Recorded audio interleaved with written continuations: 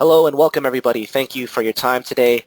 We're going to go ahead and give you an introduction to how to create continuous contracts using the MultiCharts.net trading platform, the exclusive free trading platform with A&P futures. Thanks for tuning in, and let's get right into it. So first off, if you're not familiar with continuous contracts is basically a way to merge any prior expired contracts for a market that you're trading. So when you go to look at a large amount of historical data, or perhaps it's 5 years, maybe it's over a year or 10 years, you're not going to see gaps in data. And if you are a seasoned trader, you should know by now, as an example, the mini S&P chart that I have on the screen. This is the current contract month that, in fact, we're going to be rolling over to the June contract month tomorrow for 2017.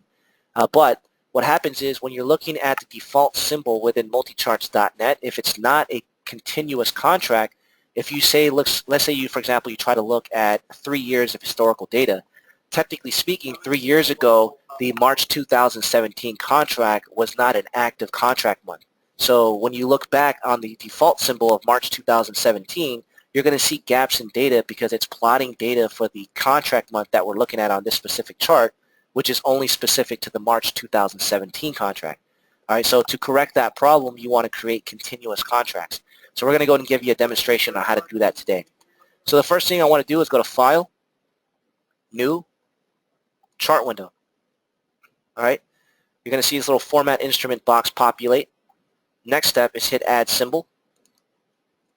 And this is the most common mistake that I see customers make, is they always try to search for the symbol on the Index tab. And watch what happens.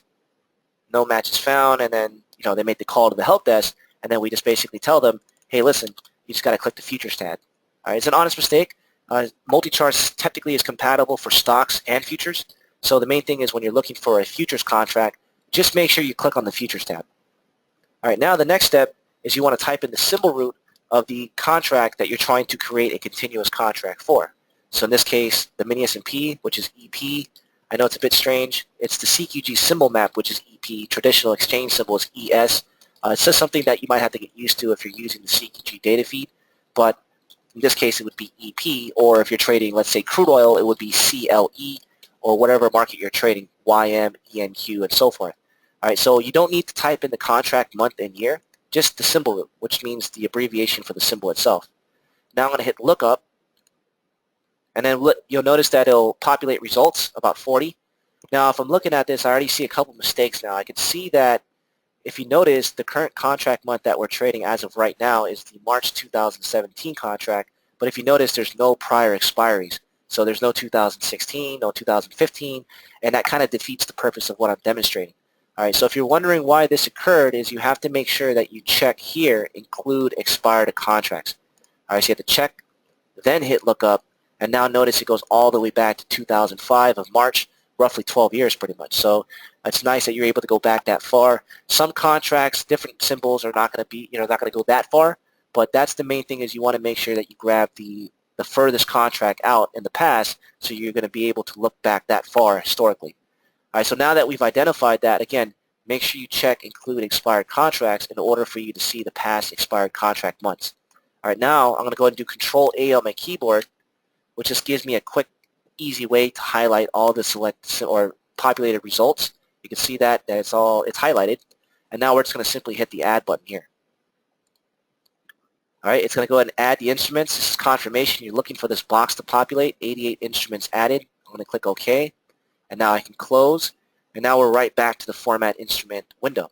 All right, next step is we're going to hit this little drop down right here, where originally it was Add Symbol, but now we're going to hit this drop down, and we're going to go to Add Custom Futures. When you do that, this will populate, Add Custom Futures dialog box. First thing you want to confirm is the data source that you're using. So we're using CQG. If you're using Rhythmic, be sure to choose Rhythmic. In this case, we're going with CQG. Under name, you can type in anything you want. It doesn't matter. It's personal preference. I'm going to keep it consistent, so I'm just going to go EP. And I did a continuous contract earlier, so I'm just going to go ahead and call this something else. I'll just do it continue CONT test. Okay, so that's an example. As I mentioned to you, you can name it whatever you want. Doesn't matter. But however, what does matter is the symbol root. So you do have to make sure that you choose the correct symbol root, which in this case is going to be EP.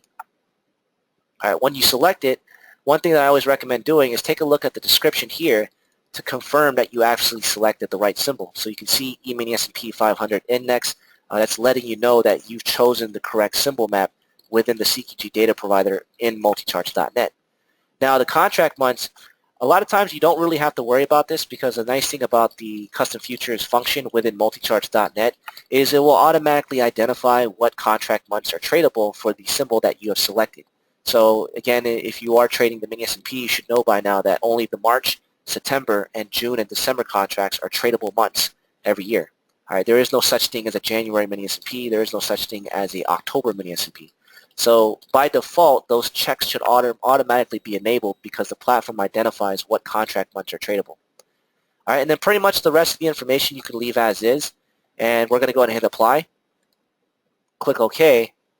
And now if you click on custom futures here, you can now see the new continuous contract that I've just created. All right, so that was the one I just did a few moments ago, but I wanted to do another example just showing you that that is exactly what I just created in this demonstration. Now you can go to settings. You can go ahead and choose as much history as you want as long as it allows you to go back that far. Of course, if you're trying to look at 2003, most likely it will not go back that far because the prior expiry that we added just a moment ago only went back to March of 2005. Still about 12 years, which is a good amount of history.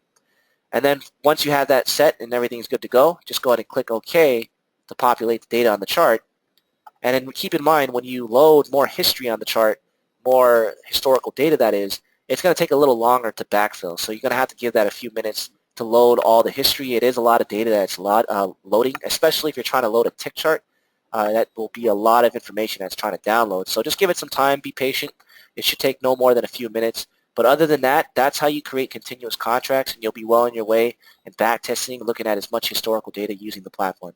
If you have any questions on this, please contact our 24-hour support desk. You can reach us directly at 312-893-6400. Extension 1 gets you transferred directly to our 24-hour help desk. Definitely stay up to date on our YouTube channel. We're always very proactive in keeping you up to date with videos such as this. You can reach us at www.youtube.com. AMP Futures, please show your support, subscribe to the channel as well. Thank you for your time, and happy trading.